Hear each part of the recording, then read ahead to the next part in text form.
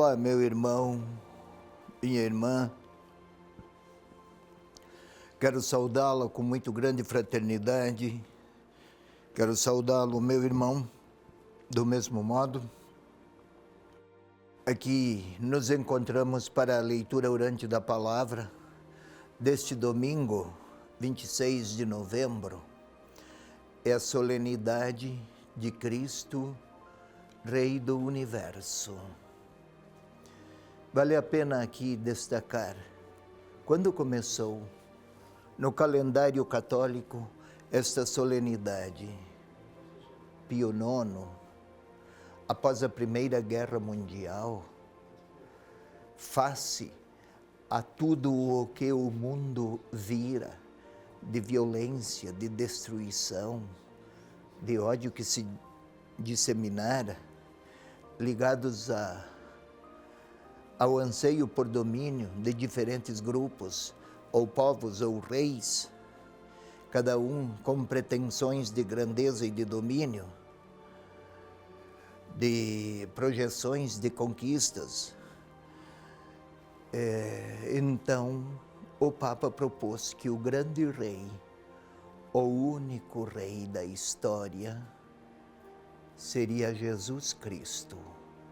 E qualquer outra pretensão teria um caráter de idolatria. Foi promulgada esta festa para que o mundo cristão tomasse consciência de que, quando o rei não é Jesus Cristo, outras realezas podem ser focos de tragédias, de dor e de violência. Era a experiência após a Primeira Guerra Mundial. Depois veio a Segunda. E olhe, os tempos que vivemos são perigosos. Tudo porque o ódio humano parece se ter institucionalizado. Vamos ao nosso texto.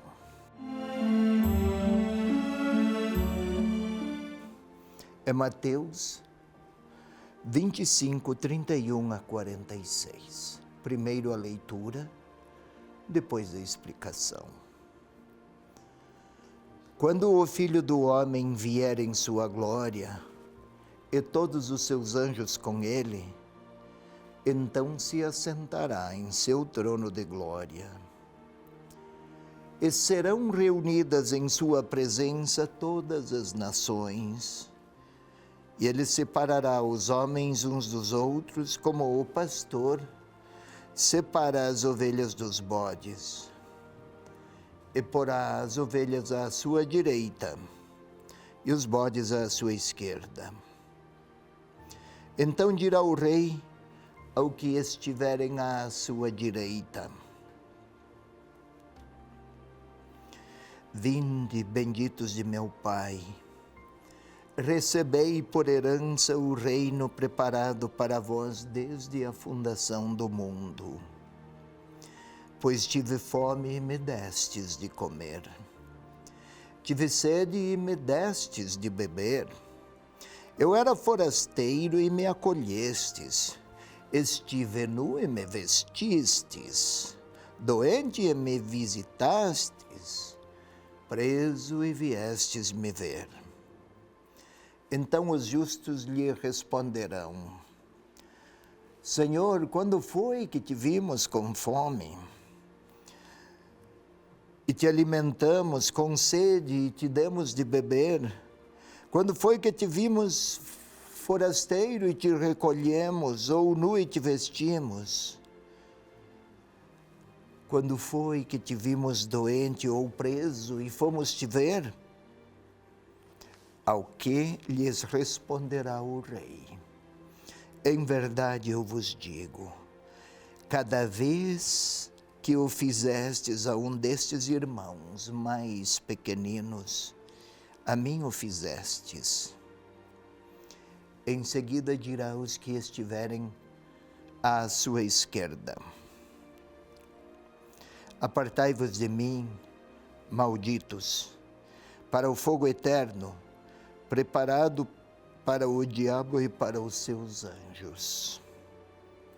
Porque tive fome e não me destes de comer. Tive sede e não me destes de beber. Eu fui forasteiro e não me recolhestes. Eu estive nu e não me vestistes. Doente e preso e não me visitastes. Então também eles responderão: Senhor, quando foi que te vimos com fome ou com sede, forasteiro ou nu, doente ou preso, e não te socorremos? E ele responderá com estas palavras: em verdade eu vos digo, todas as vezes que deixastes de fazer a um desses mais pequeninos, foi a mim que o deixastes de fazer. E irão estes para o castigo eterno, enquanto os justos irão para a vida eterna.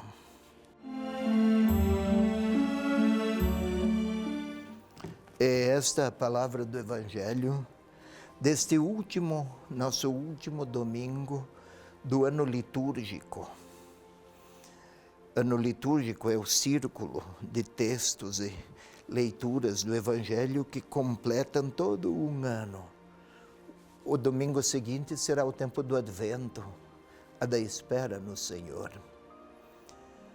E é interessante que no último domingo do ano litúrgico celebra a Igreja a solenidade de Cristo, o Rei do Universo, e o Evangelho desta solenidade é aquele discurso de Jesus, o último discurso de Jesus, ou ensinamento de Jesus, o último ensinamento de Jesus aos seus discípulos.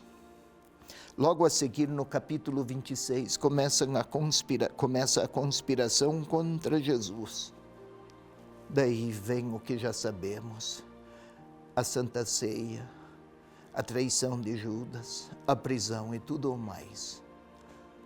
São as últimas palavras do Senhor, pronunciadas aos seus discípulos em forma de ensinamento. E essas últimas palavras do Senhor Jesus, apresentadas como ensinamento, versam sobre a relação com os irmãos, os mais fracos. Na festa de Cristo, Rei do Universo, como é que Jesus exerce a sua realeza, sua condição de rei? Logo depois, Pilatos vai lhe perguntar: és rei? És o rei dos judeus? E crucificado terá esse título: Jesus Nazareno, Rei dos Judeus. Olha aí, o seu trono é uma cruz. A coroa que leva é aquela de espinhos.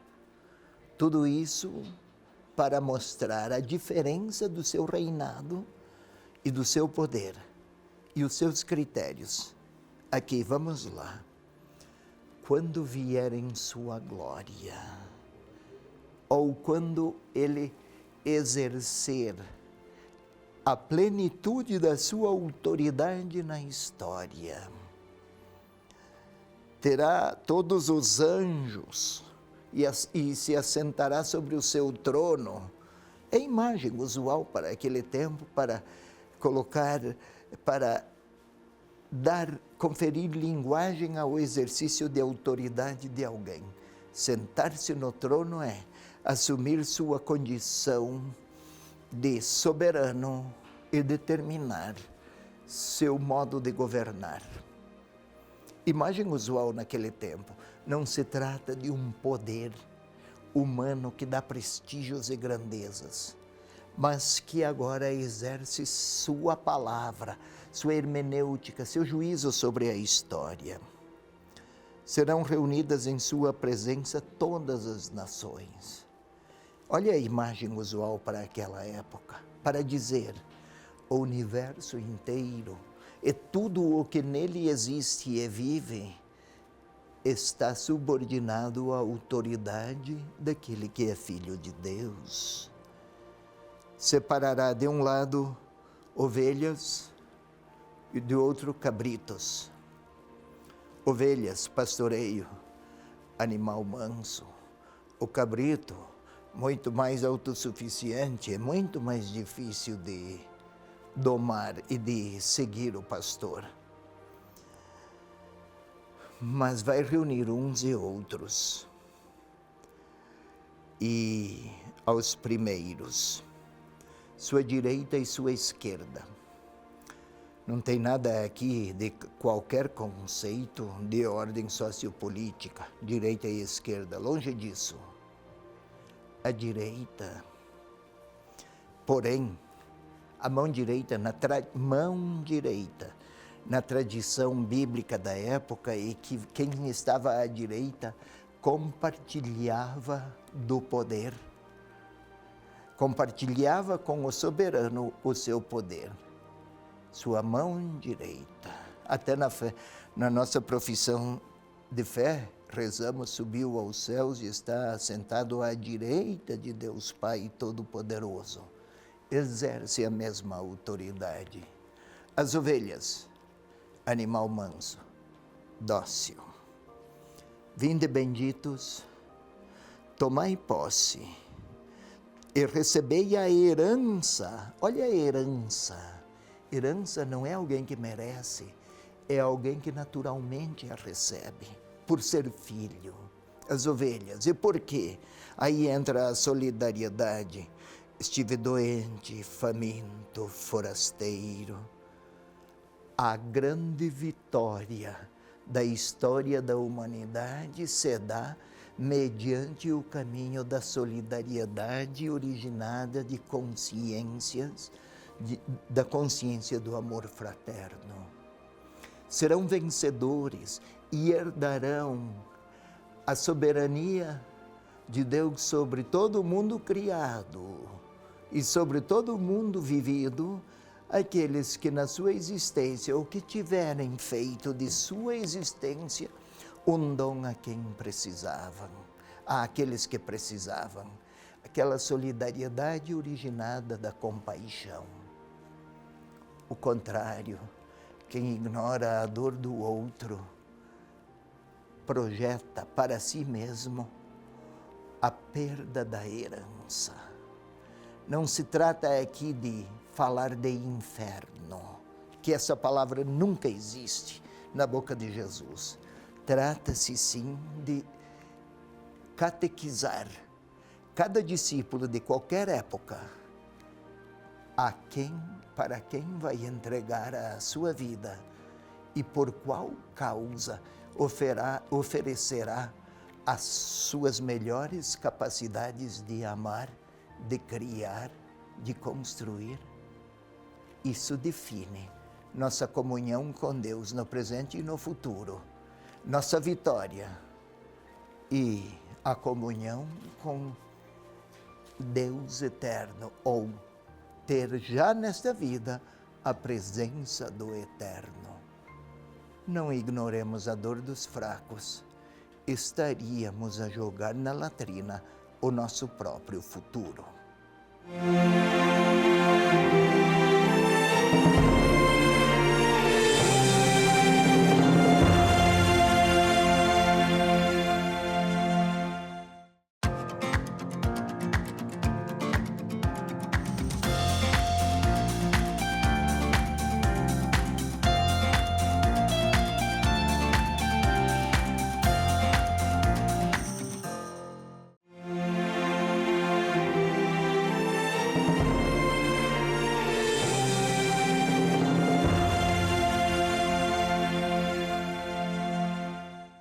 Vamos agora para a segunda parte da nossa leitura orante.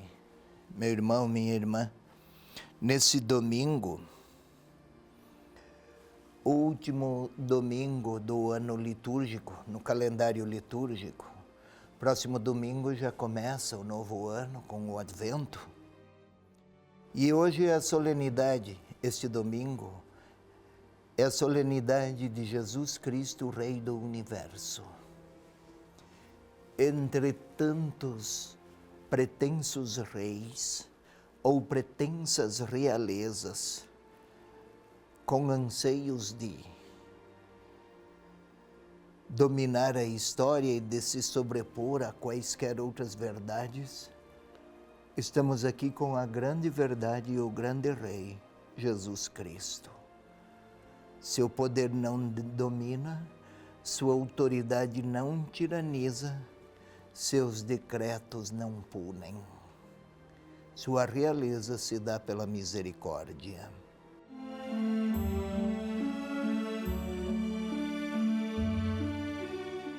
Ponhamos-nos numa posição que favoreça as atitudes orantes, que qualifique nossa disposição interior para deixar-nos olhar pelo Mestre, pelo Senhor Jesus. A respiração desacelerada e serena ajuda a pensarmos no Senhor a partir de dentro de nós, sem distrações, sem falsas verdades, sem fascínios que entorpecem nossa percepção. Respire profundamente, uma vez, lentamente. E enquanto respira, tente sentir os pulmões a se inflarem do ar que recebemos por puro dom. Tente contemplar esse movimento dos pulmões que se enchem, que se esvaziam, que se enchem. Desde que nascemos, não parou por um instante. É um corpo rico de vivacidades. Nesse corpo também está o Espírito de Deus. É a minha vida, é a vida de Deus em mim, em você, em cada um. Vamos pedir que Ele venha qualificar nossas motivações orantes. Vem, Espírito Santo, eras a força interior de Jesus. Eras a força que o fazia amar, perdoar, compadecer-se, aproximar-se de todos os que precisavam de Deus. Faze-me sensível, Espírito Santo, daqueles sentimentos do Senhor. Faze-me capaz de acolher Sua palavra e suas escolhas. Faz-me dócil à verdade do Senhor Jesus, que quer habitar em cada um de nós que agora ora. Glória ao Pai, ao Filho e ao Espírito Santo, como era no princípio, agora e sempre. Amém. Vamos reler o texto, para que a palavra do Senhor agora soe e ressoe, não apenas por intelecção explicada, mas por adesão internalizada. Os discípulos estão com Jesus em Jerusalém, no Monte das Oliveiras. É um monte ao lado daquele monte chamado Sião, sobre o qual está edificada a cidade de Jerusalém e aquele majestoso templo. Olham desde fora, desde o morro vizinho, vamos falar assim. É grande aquele templo, é magnífico, é belíssimo. Quantos recursos, quanta capacidade, quanta engenharia, quanta genialidade. E o Senhor agora a falar aos discípulos. Eles têm o templo de um lado, ante os seus olhos, e a voz do Senhor ao seu lado, próximo dos seus ouvidos. Quando o Filho do Homem vier em sua glória, Está lá o Senhor a falar a eles. Vamos tentar contemplar, ver o Senhor. Eles olham para o templo e olham para Jesus. Vai se assentar no seu trono. Reunidas serão todas as nações. Há um vale entre um monte e outro, que na tradição judaica imaginavam que seria lá naquele vale a grande reunião. Vale do Josafá. E lá vamos usar as imagens, cabritos e ovelhas. E Jesus está a falar aos discípulos, de um lado uns, de um lado outros. Vinde benditos. As ovelhas são retrato do povo de Deus. Também os cabritos. As ovelhas ouvem a voz, os cabritos muito menos. Vinde benditos. Tomai posse, ou melhor, acolhei a herança. Não é mérito. É dom. É gratuidade. Por causa da bondade misericordiosa vivida. Fome, sede, nudez. Situações humanas que suscitaram solidariedade, caridade e compaixão. O Rei governa os destinos do mundo segundo a misericórdia e os misericordiosos. Tente imaginar o Senhor a falar àqueles. Então o templo, tão lindo, repleto de todas as grandezas e grandiloquências, e o Senhor a repetir: mas o grande destino da história não se define pelos ritos e pela magnificência das edificações religiosas, mas pela compaixão que aproxima de quem tem dor, que aproxima as pessoas e os discípulos de quem tem dor. E outros a perguntar: Senhor, mas quando foi isso? Aqueles que não se aproximaram de quem tinha fome, ou doente, ou prisão. Lá está o Senhor a lhes falar. Então, se eles se maravilhavam com o templo e sua grandeza, agora eles são convidados. São as últimas palavras que Jesus lhes ensina. A perceber que a grandeza de Deus se deixa vislumbrar por outros meios e métodos. Tive fome, tive sede, estava nu, eu era insignificante. Pois bem, agora vamos nos colocar lá.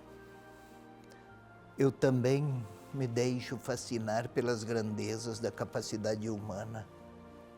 Ótimo, como eles. Mas o Senhor está a participar comigo desses fascínios. Mas quer me lembrar, toda a ciência, toda a capacidade, toda a inteligência, toda a pretensa onipotência humana corre o risco de não se compadecer de quem tem fome, de quem tem sede, de quem está nu, de quem derrama lágrimas. E o Senhor olha para mim. Talvez queira até me perguntar sobre como vai aquela pessoa que eu sei que está sofrendo, mas que eu não fui ver.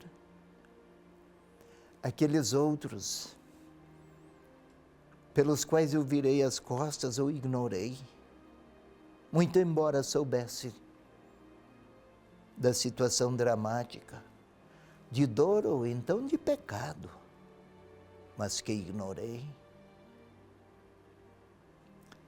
talvez o Senhor queira perguntar a mim o que pretendo eu fazer da vida no presente e no futuro, na história e na eternidade.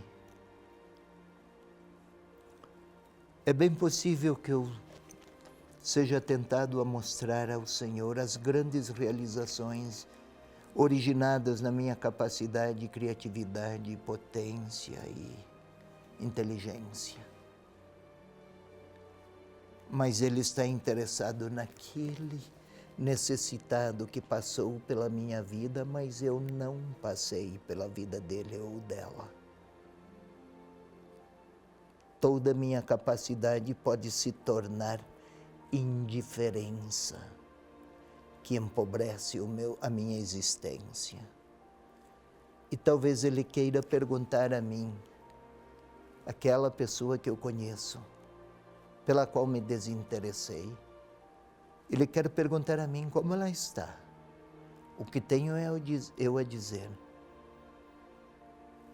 Quais foram as experiências daquela ou daqueles que eu, daqueles que eu ignorei. Talvez Ele espere uma palavra minha. O que posso fazer? O que direi a Ele que vou fazer? Eu terei que dizer alguma coisa. Ele espera a minha palavra. Ele já sabe o quanto eu adoro aquele templo, mas agora está perguntando por pessoas. É hora de eu responder e quem sabe falar a Ele do propósito que assumo, de ir ver quem precisa do meu olhar misericordioso. É o momento da minha oração.